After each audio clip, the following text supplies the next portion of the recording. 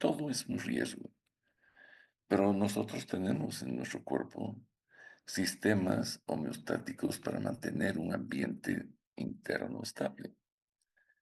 O sea, nosotros tenemos que adaptarnos y luchar contra el riesgo permanente de que entren bacterias, que se nos produzcan heridas, tenemos que cicatrizarlas, ¿verdad? Tenemos que restablecer funciones de órganos que han perdido por trauma, por lesión, etcétera. Entonces, para esto hemos sido dotados, pues, de un sistema, ¿no es cierto? De un sistema que nos permite protegernos, ¿no? Y repararnos. Y por dentro también tenemos las respuestas inmunitarias innatas y adquiridas. Esto nos va a permitir mediar, pues, y manejar la parte inflamatoria de forma correcta. Pero no siempre la cosa funciona bien. A veces todos estos mecanismos adaptativos fracasan y lo que va a ocurrir es que van a haber trastornos inflamatorios. Se nos van a producir procesos inflamatorios agudos, subagudos, crónicos, y que obviamente van a ser necesario el tratamiento farmacológico. Este gráfico, que también lo he sacado de Nel, de Pharmacology Advanced, se llama Farmacología en Esquemas, muestra cómo aquí están los dos sistemas más importantes de adaptación. Uno que lo hace en segundos, que es el sistema nervioso. A través de neurotransmisores es capaz de manejar un conjunto, todos los órganos en realidad, a través de dos sistemas periféricos, el simpático y el parasimpático, y el sistema nervioso central, obviamente, donde se generan los neurotransmisores a un gap sináptico y del gap sináptico se producen los efectos sobre receptores específicos, hasta llegar a los cambios o la respuesta celular. Por el otro, esto es para adaptarnos de manera inmediata, rápida. Viene un trufi en dirección, colisión con nosotros, pero es rato brincamos o nos agachamos o tomamos acciones para protegernos. Por otro lado, el sistema endocrino es un sistema de adaptación, pero más lento. A veces tarda hasta semanas para que ciertas adaptaciones a cambios que han ocurrido en el medio interno sucedan. Pero ellos trabajan igual, sintetizan sustancias que las ponen en sangre, viajan y van a órganos distales a producir efectos actuando sobre proteínas que hacen de receptoras para un diálogo entre todos los órganos. El cerebro habla con todos, el corazón habla con todos, todos hablan, los órganos se comunican y se comunican a través de estas sustancias, estos neurotransmisores, estas hormonas, y esto que les voy a hablar ahora yo, que está aquí en un círculo redondo lo he puesto, son las hormonas locales, los autacoides, sustancias que también nos van a permitir adaptarnos y reaccionar ante eventos externos, produciendo efectos, cambios que son básicamente orientados a protegernos. Los autocoins tienen, depende del libro que consulten, van a encontrar ustedes que estos autocoides, de acuerdo a de dónde su origen, los clasifican en derivados de las aminas, donde está la histamina, serotonina, todas las inas son las aminas. Están los péptidos, donde está la angiotensina, la bradiquinina, y los derivados de los lípidos, las prostaglandinas, leucotrienos, interleuquinas, factor de activación de plaquetas, etc. Son, de acuerdo al origen, entonces son aminas, péptidos y lípidos. En otros textos van a encontrar que los clasifican de una forma algo diferente. Como esta, por ejemplo, dicen son aminas, primero las aminas biógenas. Allá están la histamina y la serotonina. Luego los eicosanoides, donde están las prostaglandinas, los tromboxanos y leucotrienos. Luego los neuropéptidos. Estos péptidos son la radiquinina y la sustancia P, el factor derivado del endotelio, que es el óxido nítrico y las endotelinas, y otros mediadores como las citoquinas, interleuquinas y el factor de necrosis tumoral alfa, que es un quinto grupo. Esto no interesa mucho tener todas estas clasificaciones, pero más o menos para que tengan una idea cómo es que se organiza este grupo farmacológico tan heterogéneo en una clasificación que tiende a tiende a mezclar el origen con el grupo químico, digamos. Pero la idea queda ahí. De este tipo de sustancias son las que vamos a hablar. Ya les he mencionado que tienen no solo el rol fisiológico, no tienen ese rol de protegernos, de mantener la homeostasis. También tienen rol en la fisiopatología. Es decir, cuando hay enfermedad, cuando ellos reaccionan a las lesiones, ellos intervienen en la reparación, en la eliminación de bacterias, en reparar la zona donde se ha producido la agresión. Y también están algunos dirigidos a la transmisión. Y cuando hablo de transmisión es nerviosa, obviamente, y la modulación de respuestas, ya sea del aparato circulatorio o nervioso, en la zona donde está produciéndose la afección. Sus características generales, todos estos que voy a hablar, todos tienen una vida corta y una acción muy localizada. Se liberan en respuesta a estímulos específicos. No todos los mediadores locales se liberan juntos por cualquier estímulo. Tiene que haber estímulos muy específicos. Modulan procesos, van a ver, en el próximo módulo ya vamos a hablar de la inflamación, del dolor como patología y van a ver cómo tratamos, vamos a aprender a tratar infecciones, inflamación, el dolor, las alergias y la función vascular y más cosas que están involucradas en modulación. Vamos a ir viendo la parte de farmacología clínica también. Entonces, la inflamación y la respuesta inmune son un papel clave de estas sustancias. La presión arterial y el tono vascular está regulado por sustancias como los autacoides. El dolor, la fiebre, y tiene pues implicaciones en las reacciones alérgicas y anafilaxia. Este primer autacoide que vamos a ver, la histamina, es una de las causas principales para el shock anafiláctico. La liberación masiva de histamina que va a producir vasodilatación y un shock anafiláctico. Les había dicho que los autacoides trabajan sobre el músculo liso. Ahora vamos a revisar un poco para que tengan una idea de la dimensión de lo que es el tema. ¿Qué órganos tienen tejido muscular liso y son susceptibles además al efecto de los autacoides? Empezamos desde el sistema cardiovascular. Acá, arterias y arteriolas van a ser afectadas. Vasodilatación, vasoconstricción. Vean, la vasodilatación, prostaglandinas, óxido nítrico. Vasoconstricción, endotelinas, tromboxano, angiotensina 2. Esto han visto ya en fisiología ustedes.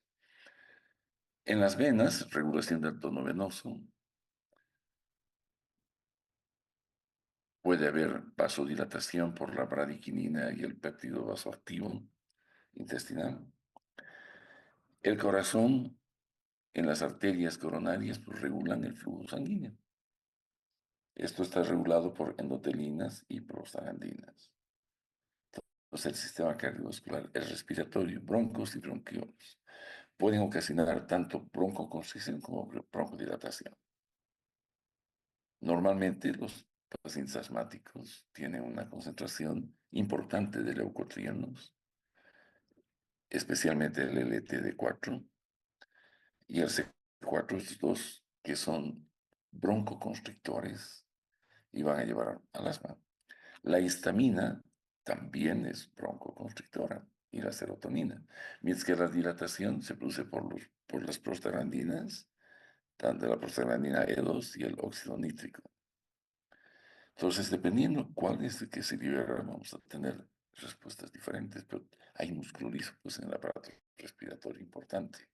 En el aparato digestivo, dije decir, desde el esófago, el esfínter esofágico inferior, músculo liso. Allá esto puede ser modulado por la serotonina, el óxido nítrico y el péptido vasoactivo. En el estómago, contracción gástrica, la histamina, la serotonina, secreción ácida, las prostaglandinas, el misoprostol, pueden modular la secreción gástrica. En el intestino delgado y grueso, la regulación de la motilidad por la serotonina es este receptor, el 5-HT3, este es el procinético, ¿no? Este es un receptor que induce a la motilidad del tubo digestivo. También lo hacen las prostaglandinas y el PIP. En la vesícula biliar, la colecistoquinina y las prostaglandinas regulan pues la actividad contráctil de la vesícula. Las colecistoquininas están involucradas en la eliminación de la bilis hacia el intestino para la digestión de grasas. En el sistema urinario, los ureteres. En la vejiga urinaria, la contracción del detrusor por la acetilcolina y la serotonina. La relajación del trígono, del esfínter, el óxido nítrico, el PIP. En el útero, la contracción del útero va a ser producida por prostaglandinas, por la dinaprostona, el galbaprost y la oxitocina. Son sustancias que llevan a la contracción uterina. Esto van a ver ustedes después cómo se puede utilizar para prevenir, digo, hemorragias postparto y demás se pueden utilizar o pueden inducir incluso el aborto. Algunas de las sustancias que se usan en gastroenterología, que son derivados de la prostaglandina F2, son actualmente por la gente joven usadas como sustancias que inducen al aborto. La relajación del útero podemos lograr con óxido nítrico y beta-adrenérgicos. Esto van a ver también cuando de aquí a 3 semanas estén viendo el sistema nervioso simpático. Eh, Esto nos sirve para detener un parto prematuro. Las contracciones prematuras de una mujer embarazada se pueden detener si el feto todavía no está viable o pueden hacer con ciertas inmadureces que pongan en riesgo su vida. Los conductos deferentes y la próstata en el varón también pueden estar regulados por estas sustancias, ¿no? Como las prostaglandinas y la serotonina. Los ojos, el músculo ciliar y el esfínter del iris, pues son regulados por prostaglandinas. No van a ver, bueno, no sé si esto, creo que en la materia no tenemos un tema dedicado a la oftalmología, pero el latanoprost, lo utilizan bastante los oftalmólogos para modular justamente esto, el humor acuoso en pacientes con glaucoma. Y también participan las endotelinas. La piel y el tejido conectivo, el músculo liso de los vasos cutáneos, vasodilatación con quién, con bradiquinina, óxido nítrico, prostaglandinas. La vasoconstricción con endotelinas y angiotensina 2, el músculo erector del pelo. Esto cuando se ponen los pelos erizados, piel de gallina, estímulos por la histamina y mediadores inflamatorios. Entonces, miren la cantidad de órganos que pueden o son modulados, apoyados, ayudados por estas sustancias que llamamos mediadores locales. Algunos ejemplos para que vayamos introduciéndonos en el tema de aplicación médica están los antihistamínicos, tema que ustedes han debido escuchar muchas veces en su vida. Estos antihistamínicos son agentes antagonistas del receptor H1 y H2 de la histamina. Pueden ser antihistamínicos H1 selectivos y H2 selectivos.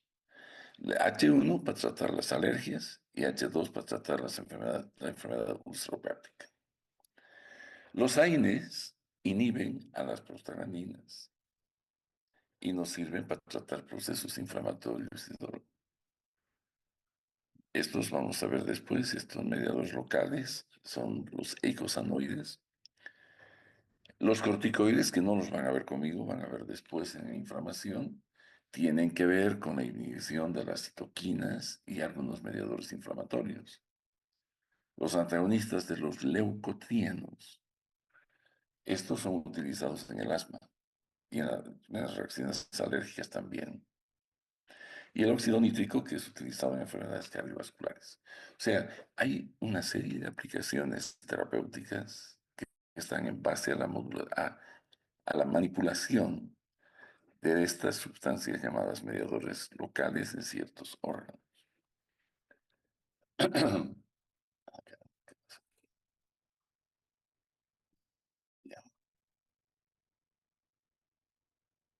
Entonces, la introducción en resumen.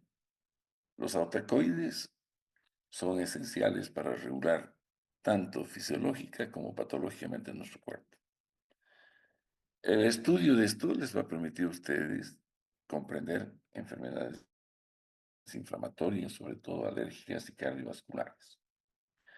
Y existen múltiples aplicaciones terapéuticas, que es la que vamos a comenzar a ver ahora con la histamina.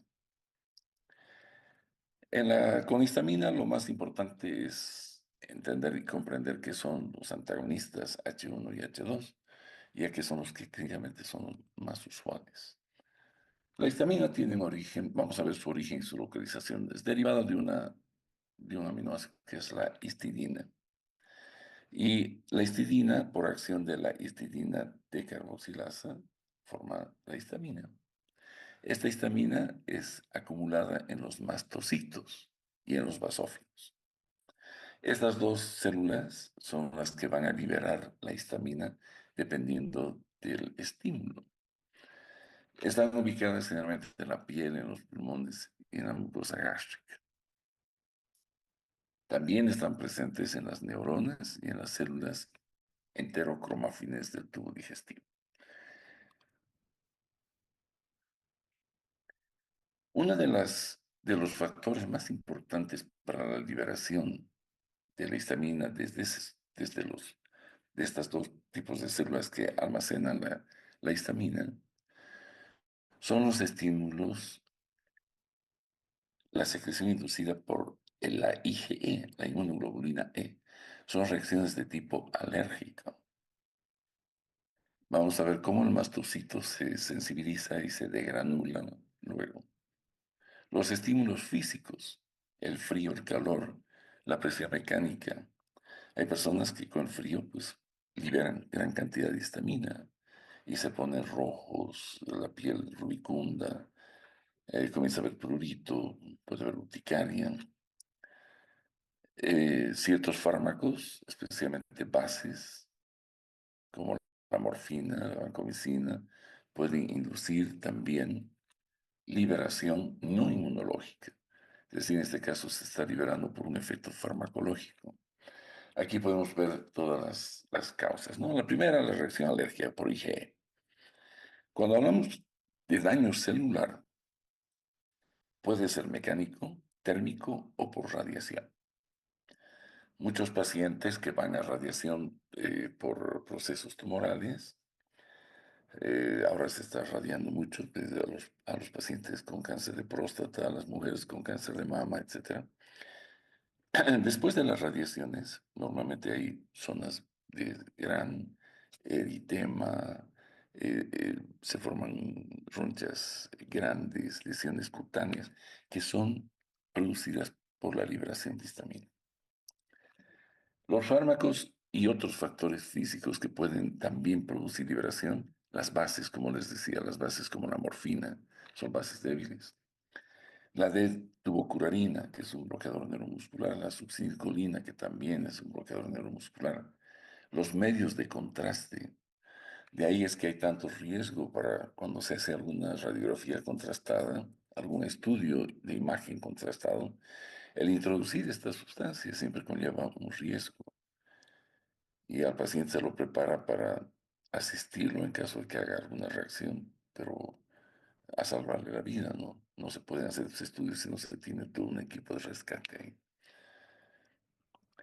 Venenos de ciertos anfibios y polímeros como el Dextran, que ya se usa un poco, pero el Dextran antes producía barbaridades, es decir, ocasionaba shocks anafilácticos tremendos. Esta es la representación gráfica de un mastocito. El mastocito tiene unos receptores para la IgE, donde se acomoda la IgE y queda sensibilizado. Ese mastocito sensibilizado, si entra un antígeno que haga reaccionar estos receptores, pues se une a estos receptores y se produce, así se une, y se produce la liberación de una gran cantidad de mediadores locales. Miren, están la histamina, la quinina, la serotonina, los leucotrienos, prostaglandinas y 18 a 20 factores, además adicionales, que van a ocasionar, obviamente, fenómenos que en el caso del shock anafiláctico por histamina, la liberación de la histamina va a producir alteraciones desde la, desde la mucosa nasal, ocular, en la garganta, en todo el trayecto de las vías aéreas, espasmo bronquial. La histamina, hemos dicho que produce broncoespasmo. Entonces vamos a tener un paciente con vasodilatación, profunda vasodilatación, y además el paciente va a estar con una insuficiencia respiratoria por broncoespasmo. A esto es lo que llamamos el shock anafiláctico.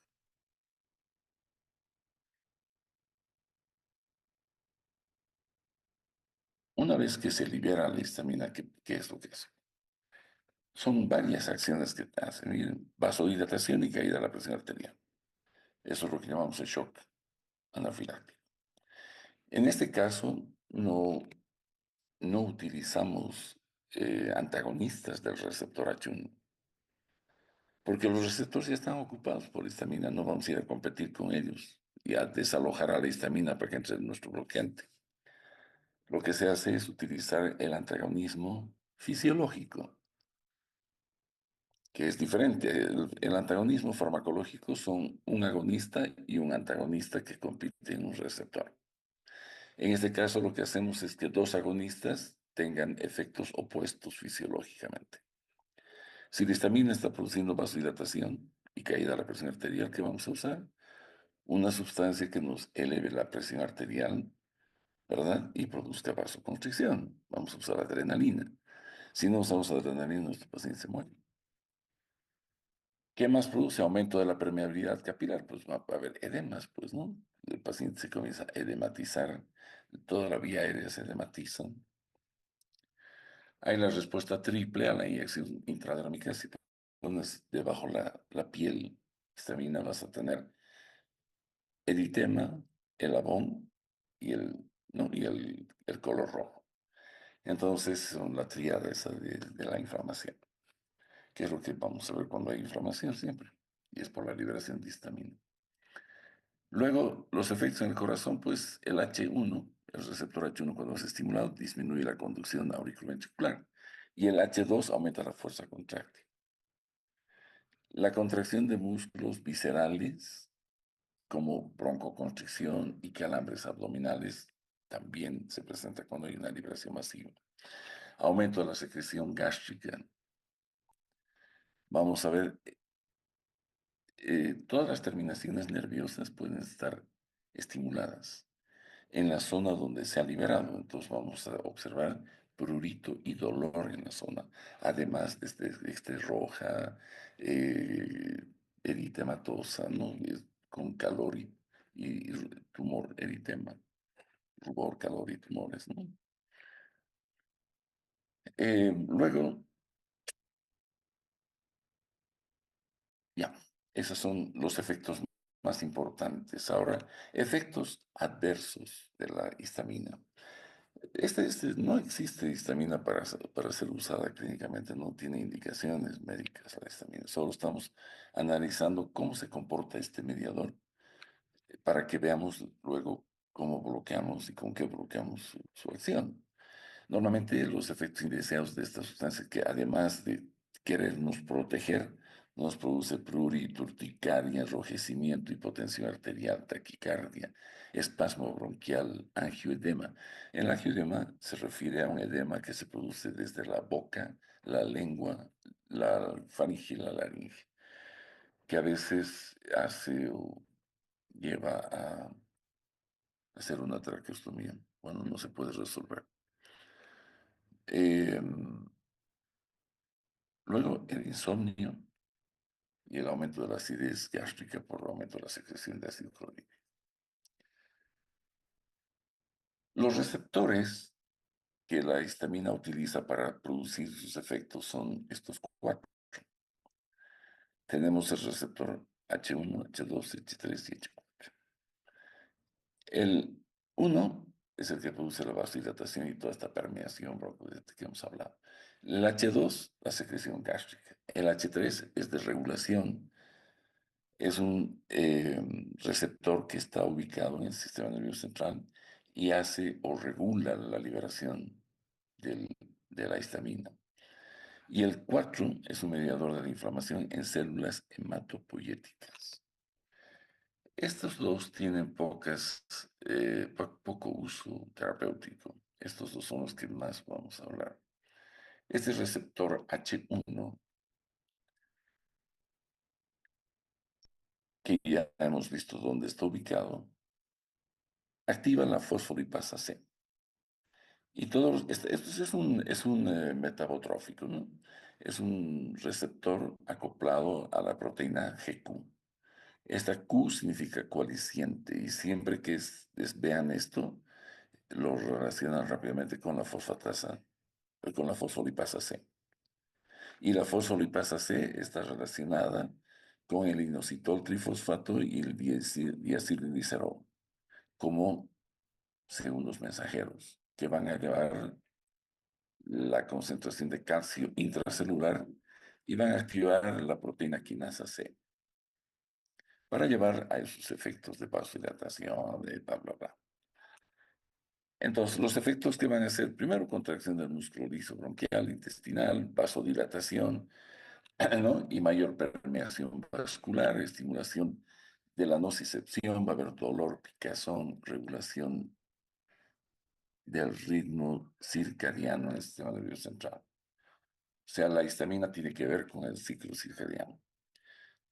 Los agonistas, hay dos, la histamina, que es endógena, y la beta-histina, que es un agonista débil parcial del H1, que es usado para el tratamiento del vértigo. En nuestro medio no hay la beta-histina. Lo que usamos son los antagonistas, bloqueadores del H1, los que impiden que la histamina se junte a su receptor H1. Y se los ha dividido estos en dos generaciones. La primera generación es la primera que apareció hace algunas decenas de años. Estos son fármacos que se han caracterizado por ser muy lipofílicos. Esto significa que son capaces de atravesar membranas y entrar y penetrar al sistema nervioso central y allá producen sedación. Ahí están la difenhidramina, la hidroxicina, ¿no? Y etcétera, la clorfenamina. Son antihistamínicos clásicos de la primera generación y son los que en la actualidad se los compra como hipnóticos, fármacos para dormir, para combatir el insomnio sin receta médica. Todos los antigripales que en esta época se venden, te dicen es Tapsin de día, Tapsin de noche, etcétera, varios nombres comerciales, ¿no? Pero, ¿qué diferencia hay entre el del día y de la noche? El que el de la noche trae un antihistamínico de primera generación. Ese antihistamínico de primera generación va a hacer que tú puedas dormir a pesar de las molestias del resfrío. Esa es la idea de los que producen estos productos, ¿no? Las farmacéuticas que hacen. Y las de segunda generación son fármacos que ya no son lipofílicos. Tienen mejor, bueno, tolerancia por el paciente porque no los hace dormir, no hay menos sedación, y son los que en la actualidad se prefieren utilizar si es que la idea no es producir sedación. Su uso clínico, pues las alergias, todas las alergias, la anafilaxia, la cinetosis, es el mareo y el vómito cuando hay movimiento, ya sea de auto, en avión, en barco, cuando se viaja generalmente, ¿no? Y el insomnio, ¿cuándo lo usas? ¿Qué usas para insomnio? Solo los de primera generación. No vayan a dar antihistamínicos de segunda generación pensando hacer dormir al paciente, porque no le hace nada.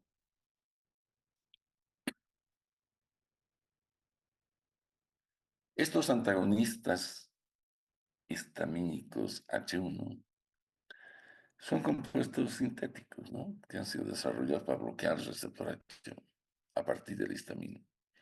Y como les he dicho, se clasifican en dos generaciones, los sedantes y no sedantes. Los de la primera son los sedantes, los otros son los no sedantes. Y vamos a tratar la alergia y vamos a tratar la emesis que se produce en la cinetosis y los sedantes, en algunos casos para producir sueño, hipnosis, ¿no? Para combatir el insomnio. En las flotas, cuando se viaja en flota, están ahí las cholitas gritando, grabol, grabol, ¿no? Para que ya no vomites cuando viajes. Es como antiemético. Son excelentes para la cinetosis, especialmente los de primera generación.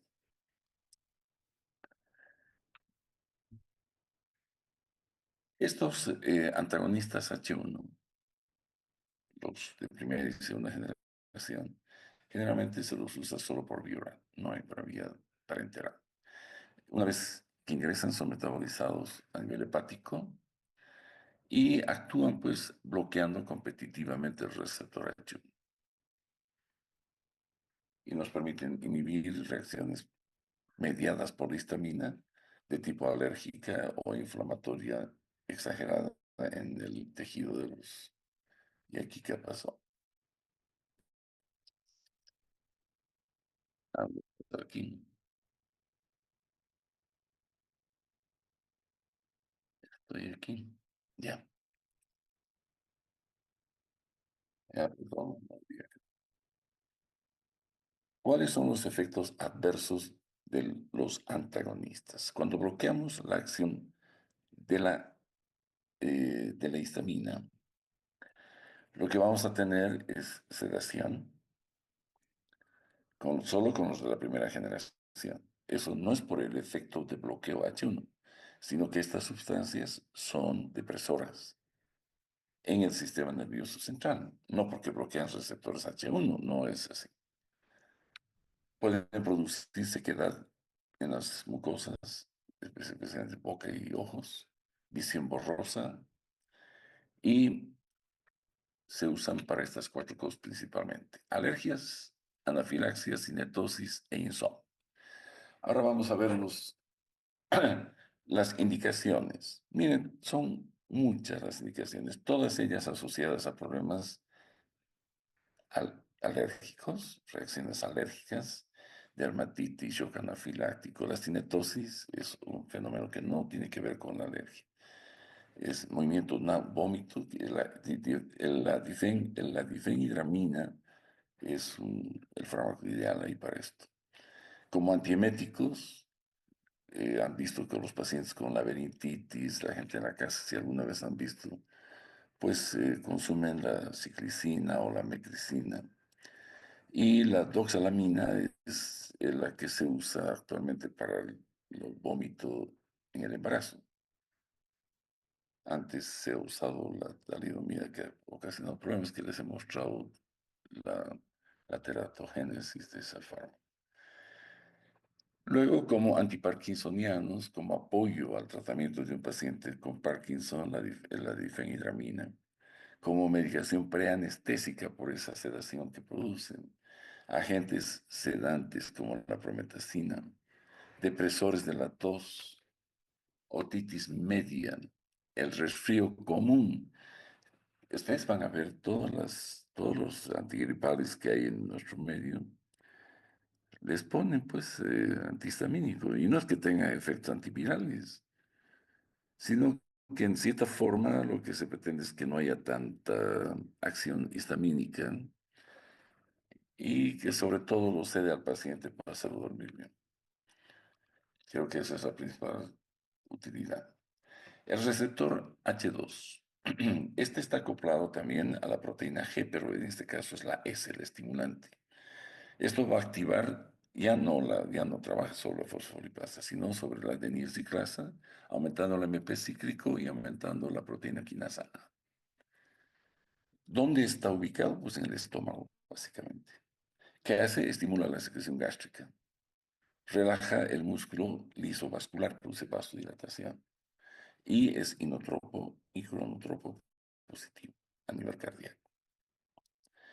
Allá tenemos la histamina como endógeno y el betasol para probar la secreción de ácido gástrico. En algunos, aquí no hay, pero en otros lados para ver cuánto secreta de ácido clorhídrico en el estómago se usa el betasol. Y se mide la concentración de hidrogeniones y ver cuánto pH maneja el paciente en su estómago. Los antagonistas de este receptor, la ranitidina y la cimetidina, han sido retiradas del mercado. En nuestro medio no hay. Habían ambas, pero por los grandes efectos adversos que producían han sido retirados. La única que queda en nuestro medio es la famotidina. La nisatidina no ha llegado nunca. Sabemos que hay en otros países, pero aquí no llegó. Tenemos la famotidina. ¿En qué usamos? Pues hay usos en enfermedad ulceropéptica, en el reflujo gastroesofágico, en el síndrome de Solinger-Edison, que es un incremento de las células parietales de tipo congénito. Las personas nacen con mayor cantidad de células parietales, producen más ácido clorhídrico y más tendencia a la ulceración. Entonces, para bloquear esto se utilizan la famotidina.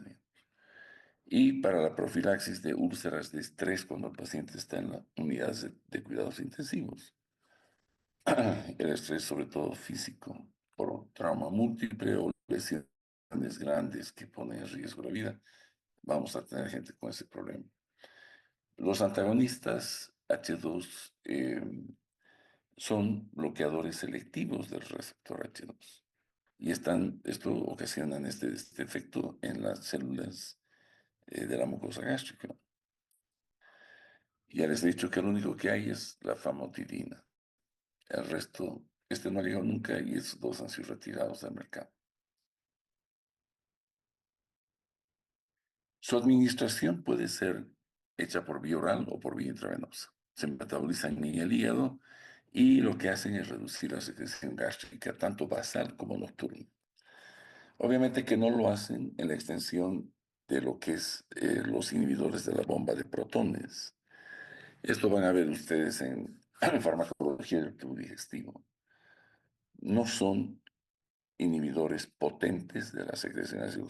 Inhiben, sí, la basal y la nocturna y sirven para tratar ciertas patologías, pero no toda enfermedad ulceropéptica se trata ahora ya con antihistamínicos H2. Las categorías terapéuticas a las que pertenecen estos fármacos, como antihistamínicos, los H1, como ansiolíticos, la hidroxicina. Miren, como anticinetóxicos, antieméticos, antitusígenos, antivertiginosos, antisedativos, bueno, digo, sedativos o hipnóticos que los duermen a los pacientes, el estímulo del apetito, antimigrañosos y como antiasmáticos. En muchos pacientes que tienen base alérgica en su espasmo bronquial, pues se usa el astendisol o cualquiera de estos antihistamínicos de segunda generación para evitar que se liberen. Y no evitar que si se liberan, que no actúen sobre sus receptores. Los que impiden que el mastocito se libere son los estabilizadores del mastocito, que van a ver después son otro tipo de fármacos que hacen que el mastocito no se degranule y libere todas estas sustancias que son mediadores locales. Los efectos adversos que pueden tener los pacientes que consumen o reciben como tratamiento la famotidina, cefalea, diarrea, la cimetidina producía ginecomastia, alteraciones serias en el varón, de temas de fertilidad, crecimiento mamario, galactorrea, y por eso es que se la ha retirado del comercio. Se usa para tratar úlceras gástricas, reflujo gastroesofágico y síndrome de solidarismo.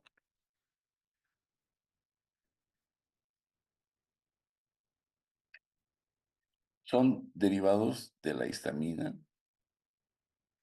Se los clasifica también en generaciones. La primera generación fue la cimetidina y estuvo muchos años sola. Luego salieron las de segunda generación, de las cuales la ranitidina ha sido retirada y la nisatidina no llegó nunca acá.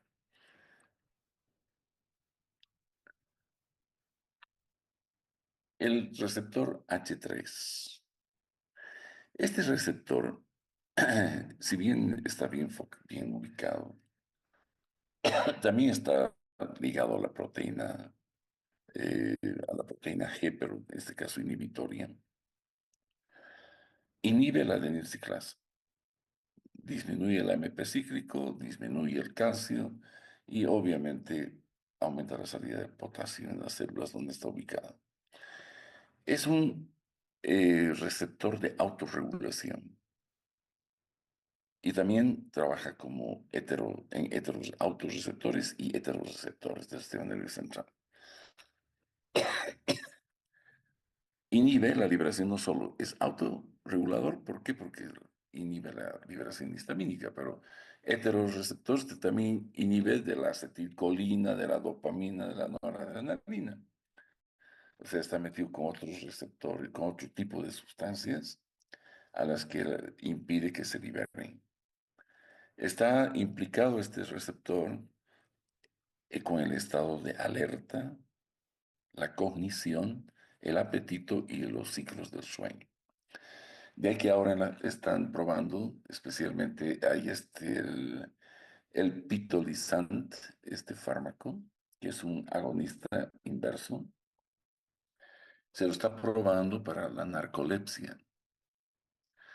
El único uso clínico que hay en relación al receptor H3 es justamente el pitolitán. El pitolizant que es usado en la narcolepsia. Y se está estudiando, ya que trabaja con la área cognitiva, área de los pacientes con demencia senil, con Alzheimer. Se está probando y se está probando también en las personas que tienen esquizofrenia y enfermedades neurodegenerativas y el síndrome de déficit de atención con hiperquinesia. No hay resultados todavía ni alentadores ni catastróficos, solo se está probando y se está viendo hasta qué punto se pueden mejorar aspectos de estas enfermedades tan multifacéticas, ¿no? Bien, les propongo 3 minutos de un estiramiento para todos, ¿ya? Eh, Estírense, respiren y voy a continuar en 3 minutos.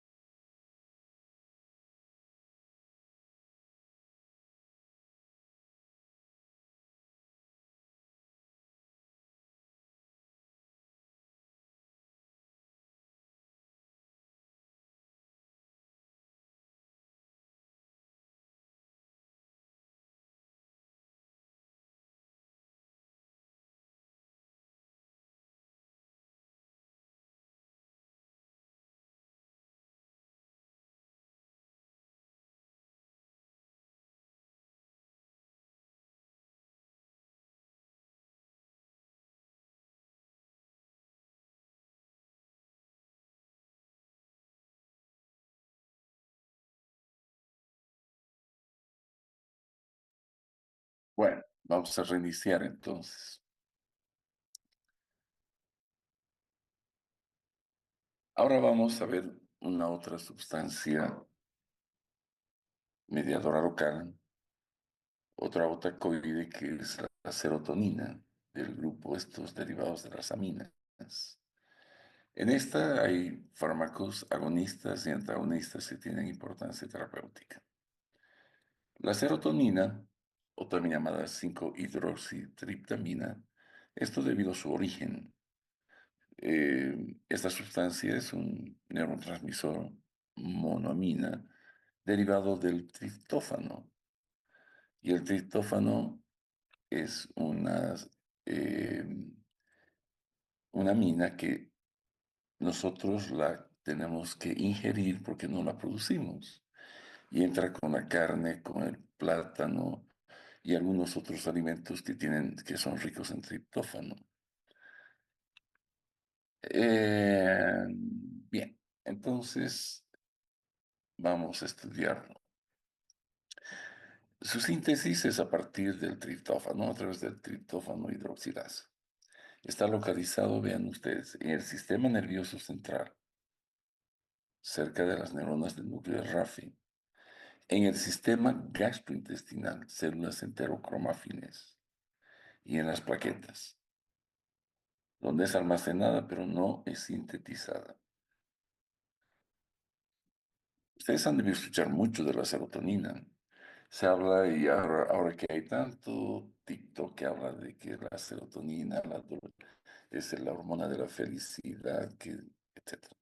Tiene que ver, hay algo de cierto por su ubicación en el sistema nervioso central, que tiene que ver con estados anímicos, pero tiene funciones mucho más relevantes en términos de homeostasis o de funcionamiento de nuestro cuerpo. Esta es liberada como una respuesta a varios estímulos neuronales, no son, solo estímulos neuronales hace que se libere. Es recaptada por transportes celulares de recaptación, es una recaptación. ¿Cómo termina su acción? Una vez que es liberada, pues es recaptada por la terminación nerviosa.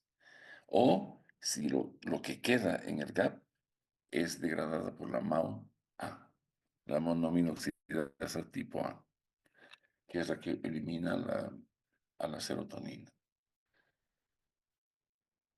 Normalmente está en abundancia, casi el 90% de la serotonina está ubicada en el intestino, en las células enterocromáfinas y en el plasma sanguíneo. No entra al cerebro. Y como les decía, la carne y el plátano son las fuentes directas de serotonina. El L-triptófano, que es este aminoácido que ingerimos, normalmente se encuentra en todas las proteínas, pero es que la carne siempre nos va a proporcionar triptófano. O sea, son la carne, el huevo, la leche, los pescados, todo lo que tenga proteína, pues es una fuente importante para nosotros de triptófano. Y ese triptófano se va a producir, obviamente, se va a convertir en serotonina. La vitamina B6 también promueve la producción de serotonina.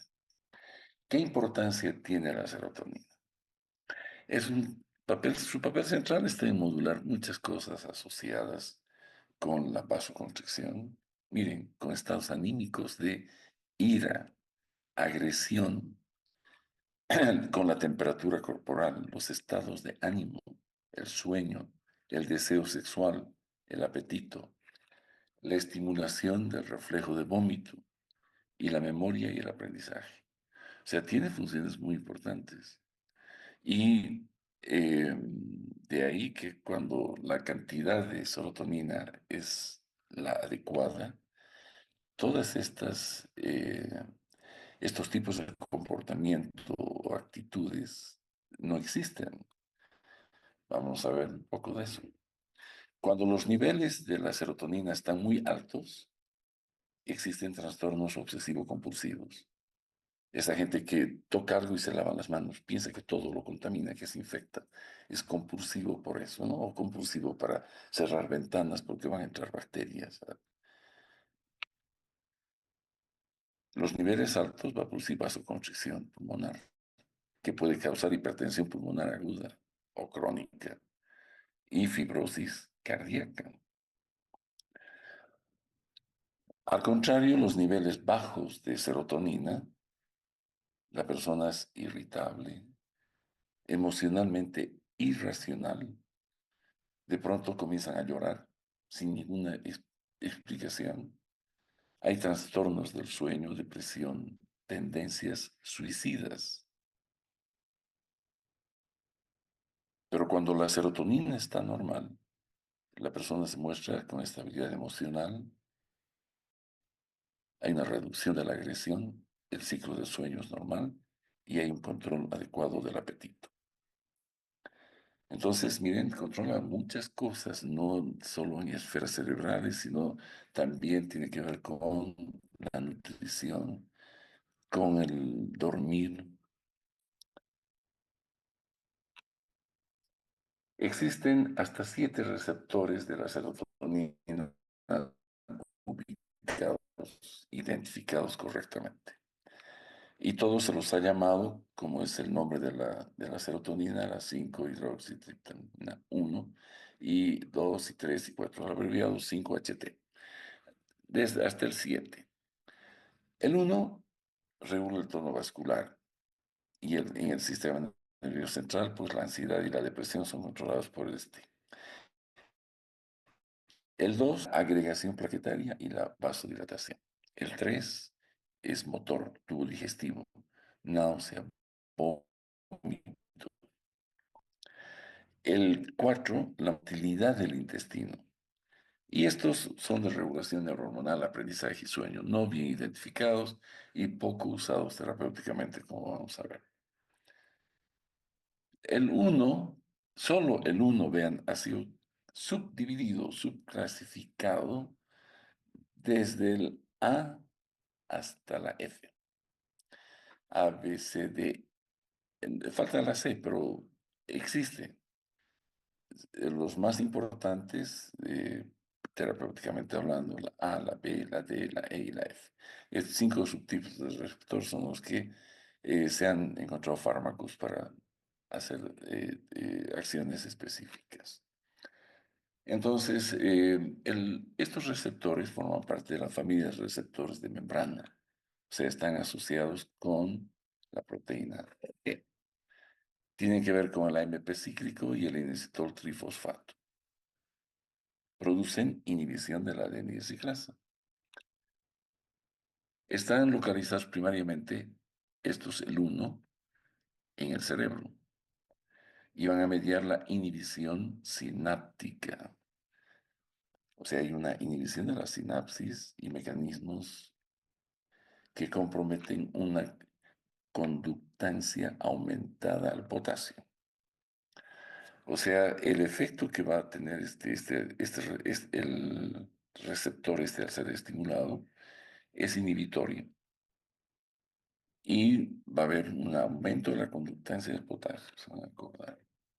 Los receptores periféricos median efectos excitatorios como inhibitorios, dependiendo del órgano y de dónde esté el músculo visual.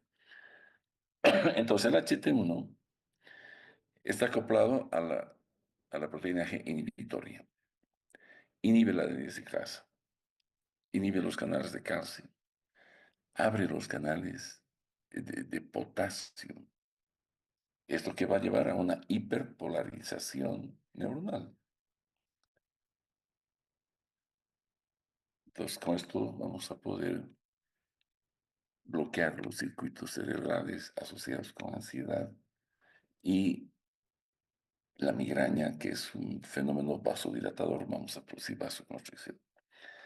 La buspirona es uno de los ansiolíticos y todos los triptanes, como el sumatriptán, el solmitriptán, son utilizados para la profilaxis de la migraña. Los antagonistas están en investigación. Se está investigando el uso de los antagonistas para esta acción central que tiene en la depresión y en la migraña. Entonces, en la actualidad, dos usos. El, el receptor de serotonina 1, los triptanos, son utilizados para producir vasoconstricción intracraneana para alivio de la migraña. No se olviden que la migraña es una vasodilatación y una pulsación dolorosa a nivel cerebral. Es las arterias, como si sintiéramos los latidos dentro del cerebro y duele. Esto es porque hay una inflamación periarterial y esa vasodilatación más esa inflamación alrededor de la arteria, cada pulsación es dolorosa. Entonces, estos fármacos producen vasoconstricción, cierran los vasos y no hay esa expansión dolorosa. Y la buspirona para el tratamiento de la ansiedad generalizada. Los agonistas y antagonistas de este receptor, su origen químico son compuestos sintéticos, todos en base aquí a la serotonina. Se los clasifica como agonistas de 1B, 1D, ¿no? Van a ustedes, el sumatriptán es 1B, 1D. Todos los triptanos estos. El sumatriptán, el rizatriptán, el solmitriptán, que son para uso en la migraña. Estos actúan sobre este receptor. Los antagonistas actúan sin elección, ¿verdad? Y el pindolol, que es un beta bloqueador, en la actualidad se sabe que es un antagonista también de este receptor, está en investigación para ser usado en la depresión resistente. Pacientes que no responden al tratamiento convencional, pues podría usarse el pindolol como un antagonista de este receptor.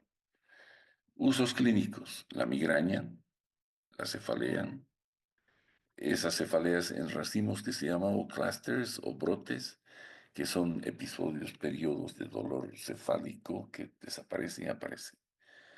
Y la potenciación de los antidepresivos que está en investigación también. Pero varios autores se mencionan que esto está pronto a suceder.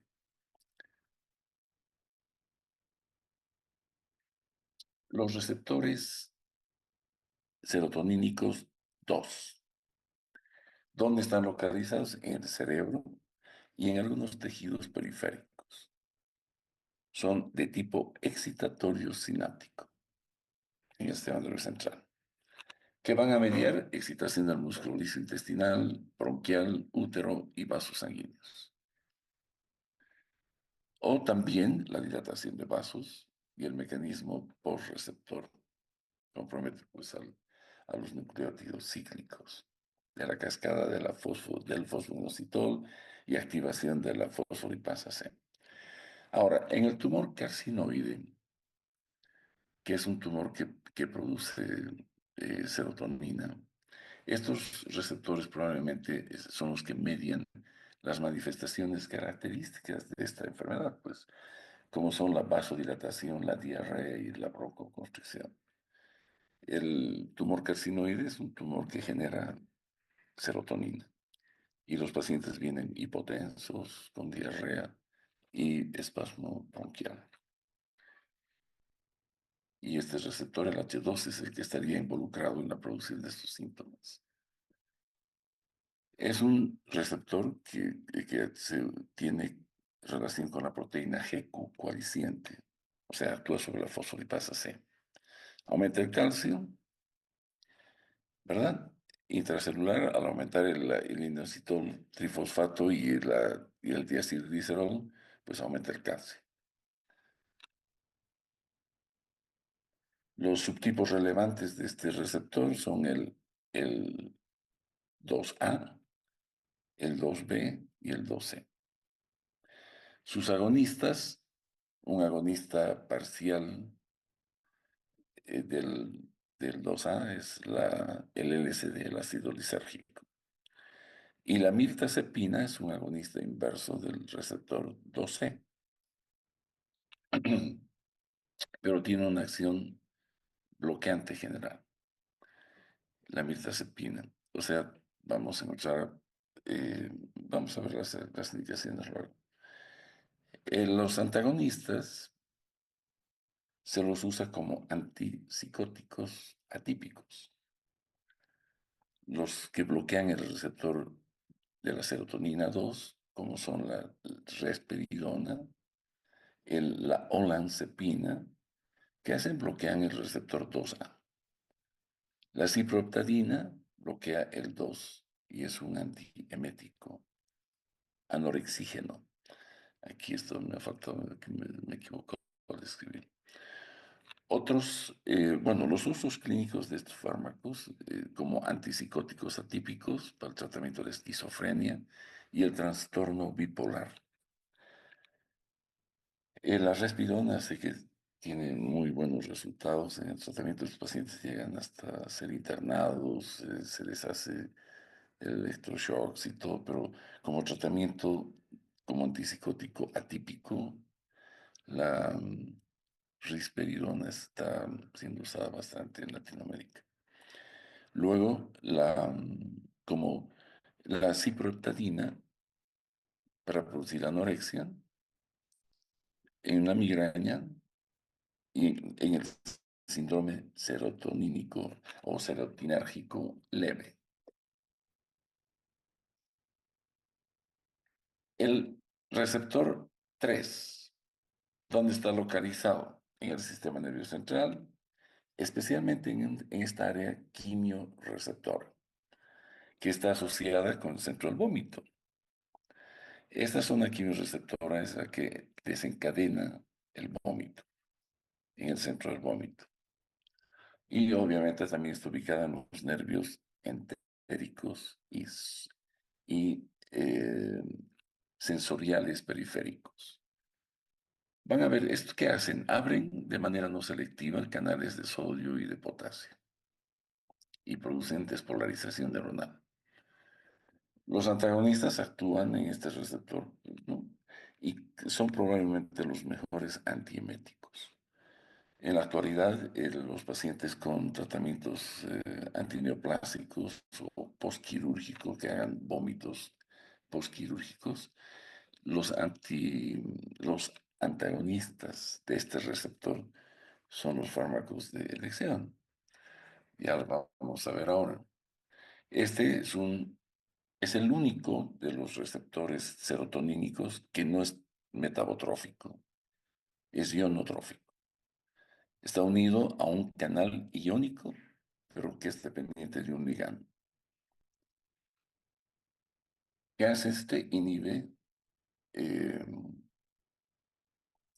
bueno, es el único de estos que no está acoplado a la proteína G, lo que les decía. La señalización lo hace por apertura de los canales y la entrada de sodio o calcio y la despolarización rápida que se va a producir como un canal iónico, ¿no? Como lo hacen todos los que son iónicos, rápidos y más violentos. Su ubicación es en el área póstrema, centro de vómito, y en el intestino delgado, el sistema nervioso central y el sistema nervioso periférico. Los agonistas no son útiles clínicamente. Los antagonistas, como el ondansetrón, el granisetrón, el palonosetrón, son fármacos que se usan mucho en la quimioterapia y en el postoperatorio de pacientes en los que hay náusea y vómito. También se encontró utilidad de estos fármacos en el síndrome de intestino irritable, que cursa con diarrea. En ellos va muy bien con el tratamiento con estos ondansetrones. El receptor 4 está principalmente ubicado en el sistema nervioso entérico. Este es netamente del tubo digestivo. Tiene un efecto excitatorio que causa incremento de la motilidad gastrointestinal. Estimula la adenilcitrasa, ¿no? Y entonces va a haber mayor AMP cíclico y vamos a tener activación de la proteína quinasa A. Estos fármacos, a muchos de ellos se los conoce como fármacos procinéticos. Es decir, son fármacos que van a estimular un peristaltismo propulsivo orientado de la boca hacia el ano de todo el bolo alimenticio para evitar que haya vómito o un estómago que retiene alimentos, una retención gástrica y que el vaciamiento gástrico sea mucho más rápido. Entonces ahí tenemos, por ejemplo, la cisaprida, que ha sido retirada, ¿no? Porque produce arritmias, pero este fármaco es un procinético. La prucalaprida, que es y el tegacerot, son agonistas selectivos modernos, ya no como el cisaprida. Estos fármacos se los utiliza para combatir el estreñimiento en pacientes con estreñimiento crónico, como digo acá, crónico idiopático, o en mujeres especialmente que tienen el síndrome de intestino irritable con estreñimiento, el tegacerot. Los antagonistas están en investigación para el tratamiento de arritmias y algunos problemas del sistema nervioso central. Pero el 4 básicamente es un receptor involucrado con la motilidad gastrointestinal. El síndrome de serotonina del que mencionaba hace un momento es cuando el paciente tiene exceso de serotonina en su plasma. Y esto puede causar una condición que es llamado el síndrome de la serotonina, que puede ser potencialmente fatal. Y se utilizan una serie de fármacos para detener el desenlace fatal. Se puede usar metisergida, la ciprofloxacina, los beta bloqueadores como el propanolol, pindolol y las benzodiazepinas, que son depresores del sistema nervioso central, el lorazepam, el diazepam, el clonazepam, para tratar la migraña, pues ya hemos visto. Estoy hablando ahora en forma general de lo que hemos revisado. La serotonina y sus agonistas, antagonistas, pues están implicados en el tratamiento de estas enfermedades que estoy mencionando. Agonistas, por ejemplo, de la 1, del receptor 1 como los triptanos, pues ahí están para el tratamiento de la migraña. En la actualidad para la migraña pues se usa un montón de fármacos como el propanolol, el ácido valproico, etc. La migraña es un problema serio en todas partes y de difícil tratamiento. Los AINES como la aspirina, el ibuprofeno a menudo son útiles para tratar o controlar también el dolor de la migraña. La migraña tiene un enfoque, pues, vasoconstrictores como los alcaloides del cornezuelo de centeno, la ergotamina. Tienes estos triptanos que ahora están en boga para la profilaxis, los beta bloqueadores y la impregnación del sistema nervioso central con AINES, que también tiene buenos resultados. Los vómitos es otro tema que cada vez que veamos pacientes con vómitos irreversibles, serios, debemos de pensar en los fármacos que tienen que ver con la serotonina. No se olviden que el receptor 3 está ubicado justamente en la zona quimiorreceptora, cerca donde está el vómito, el reflejo del vómito, ¿no? Y el ondansetron es el prototipo de estos antagonistas, ¿no? Y que tienen importancia para prevenir, sobre todo, el vómito asociado a quimioterapia o a cirugías grandes del abdomen. En la depresión, también, estos medicamentos, hay fármacos como la fluoxetina, la sertralina, etcétera, que inhiben la recaptación de serotonina. De ahí la abreviación que les pongo, que estos inhibidores selectivos de la recaptación de serotonina.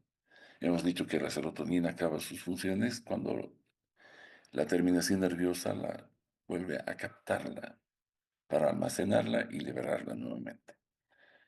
Entonces, estos fármacos antidepresivos, como la fluoxetina, la sertralina, lo que hacen es evitar que se recapte la serotonina y quede en el gap sináptico por más tiempo, produciendo efectos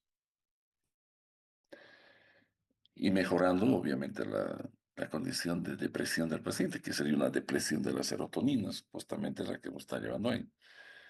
Em, el citalopram, la fluoxetina, la paroxetina, la sertralina son ejemplos de fármacos que usamos para la depresión y tienen que ver con la serotonina.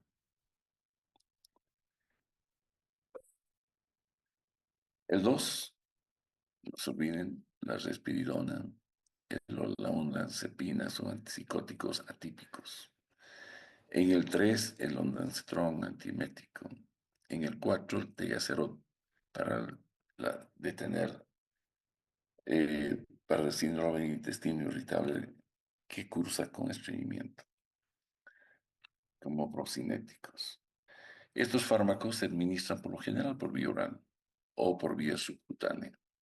Su metabolismo hepático, eliminación renal o biliar, dependiendo del fármaco que se esté estudiando, los agonistas son activadores del receptor por su actividad intrínseca. Los antagonistas son fármacos que tienen afinidad, pero no tienen actividad intrínseca para producir efectos, solo bloquean la actividad del agonista, en este caso de la serotonina.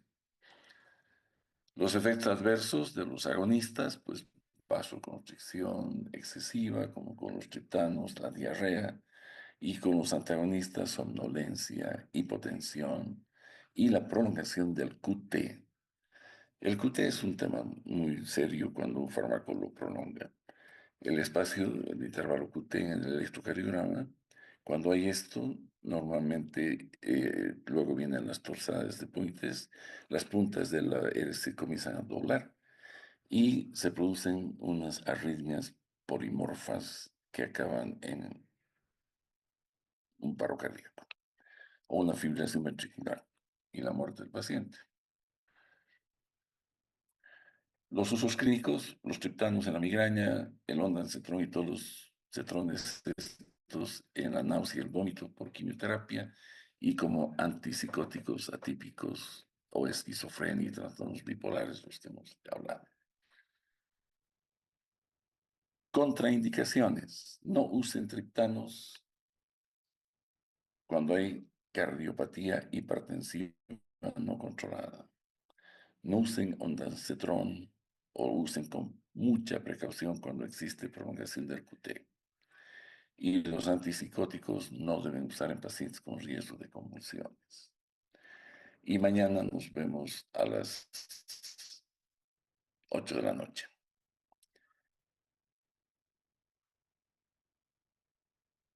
Que estén Hasta bien, chicos. luego, doctor. Chao, chao, chao, nos vemos mañana.